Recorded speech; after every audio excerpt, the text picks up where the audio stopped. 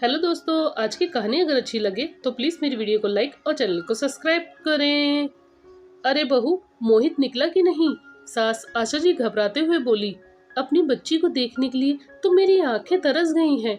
पता नहीं कैसी होगी मेरी बच्ची। अब बस सब्र नहीं होता, जल्दी से आ जाए। फोन करो, कहाँ तक पहुँचे?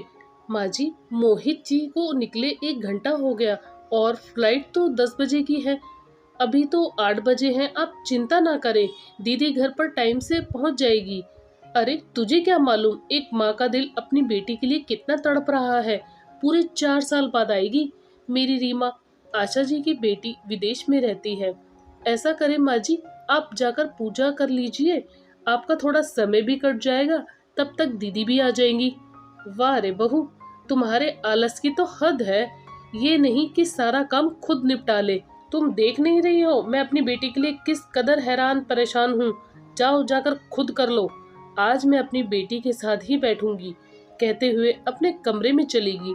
सीमा एक लंबी सांस लेते हुए रसोई में भोग का प्रसाद बनाते हुए सोच रही थी, काश मैं भी अपने मायके जा पाती। पिछले 2 साल से मैं भी तो नहीं गई, मगर सास को शायद बेटी का ही दर्द दिखता है, बहू का नहीं। कहते हुए ठाकुर जी को स्नान कराकर भोग प्रसादी लगा रसोई में जाकर चाय नाश्ता बनाने लगी। सीमा की शादी के 1 साल बाद ही उसका बेटा हो गया। पूरे समय घर में रहने के कारण आशा जी अपनी बहू सीमा पर हावी होती गई। अभी बच्चा छोटा है, बोल उसे अपने मायके भी नहीं जाने दिया। धीरे धीरे उसका आत्मविश्वास भी अपने ऊपर से उठने लगा। उसकी सास जो कहती वे चुपचाप करती रही। मोहित अपनी बहन को लेकर घर पहुंचा। खूब स्वागत के बाद सब मिलकर नाश्ता करने लगे। समोसा, कचौड़ी, ढोकला, जलेबी, बर्फी, बेसन के लड्डू से पूरी डाइनिंग टेबल पर भर गई। काफी चाय अलग। सब इतने सारे नाश्ते का आनंद ले रहे थे। बस सीमा ही थी जो सबकी पसंद का खाना परोस रही थी। तभी रीमा बोली, अरे भाभी, आओ ना, आप भी बैठकर हमारे साथ नाश्ता कीजिए। और भाभी, आप छुट्टियों में मायके गई थी कि नहीं? सीमा ना में जवाब देने ही वाली थी कि ए बहू, बातें बाद में होती रहेंगी। तू जल्दी जा, मेरी नातनी के लिए दूध और बिटिया के लिए कोल्ड कॉफी लेकर आ। पर मम्मी, मैंने जूस पी लिया है। तू चुप कर, जा जल्दी जा, कोल्ड कॉफी बनाकर ले आ। सीमा चुपचाप बिना कुछ बोले वहां से चली गई। मगर रीमा को अपनी माँ का ऐसा कटु व्यवहार पसंद नहीं आता। उसे याद आता है जब सीमा भाभी शादी करके आई थी तो सारे लोग एक ही बात बोल रहे थे, क्या चांद से दुल्हन लेकर आया है मोहित। ऊपर से चेहरे की मुस्कान उसका आत्मविश्वास बढ़ा रही थी। थोड़ी जलन तो उस समय उसे हुई थी, मगर आज भाभी की उतरी हुई सूरत, बिखरे बाल देखकर घबरा गई। माँ, इतना सारा नाश्ता क्यों मंगवाया? मुझे तो वैसे भी बस जलेबी खाना था, फिर इतना सब कुछ क्यों? पगली, बाहर से क्यों मंगवाने लगी? वैसे भी तू पिज्जा बर्गर जाने क्या क्या खाकर काली पड़ गई है। इसलिए मैंने ये सब व्यंजन सीमा से कहकर खास बनवाया है। तेरी पसंद की ये बर्फी चक्कर देख। अरे मैंने थोड़ी ना किया है, तेरी भाभी कब कमाएगी? अब तू जितने दिन भी यहाँ रहेगी ऐसे ही खिलाऊंगी। माँ, लेकिन आप इतना परेशान क्यों हुई? बाजार में भी तो ये सब मिलता है। देख तो जरा, कैसा मुंह सूख गया है मेरी बच्ची का, कितनी दुबली हो गई है। क्या ये सब भाभी ने बनाया है? सोच हैरान हो गई। और घर में कामवाली तो आती है ना? कामवाली? कामवाली की क्या जरूरत है? बहू अकेले ही सब संभाल लेती है। वजन देख इसका, यूं बैठे बैठे और आलसी हो जाएगी। आशा जी इस बीच सीमा से रीमा को बात नहीं करने देती। दोपहर के समय खाने की टेबल पर फिर पालक पनीर, मलाई कोफ्ता, रायता, दाल मखनी, राइस, साथ में अचार, चटनी, सलाद, सब कुछ रखा था। भाभी, आपने अकेले ही सब बनाया? जी दीदी, आप बैठिए। भाभी, आप भी साथ में बैठेंगी तो ही मैं खाऊंगी। ये बैठ गई तो गरम गरम रोटी कौन बनाएगा? जा सीमा, गरम गरम रोटी में घी लगाकर ले आना। मेरी रीमा का चेहरा कैसे उतर गया है। विदेश में वैसे भी कहाँ ये सब मिलता होगा ना? कहते हुए आशा जी अपनी और रीमा की थाली परोसने लगी। मगर सोनू को कौन पकड़ेगा? रीमा फिर चिंतित होते हुए बोली, अरे बेटा, तू खाने पर ध्यान लगाना। बहू को आदत है सोनू को अपने रसोई में अपने साथ ही बिठा लेती है। फिर वो गर्मा गर्म रोटी ले आती है। काम तो ऐसे ही निपटाने पड़ते हैं, कौन सी बड़ी बात है। अपनी माँ की लापरवाही और व्यवहार देख रीमा तुरंत टेबल से उठ खड़ी होकर रसोई में पहुंची। सोनू को आशा जी को पकड़ाया और कहा, आप इसे देखें, तब तक हम दोनों रोटियां सेक कर लाते हैं।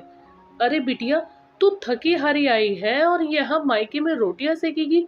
नहीं नहीं बेटा, तेरे तो आराम करने के दिन है, तू यहाँ किसी काम को हाथ तक नहीं लगाएगी, समझी?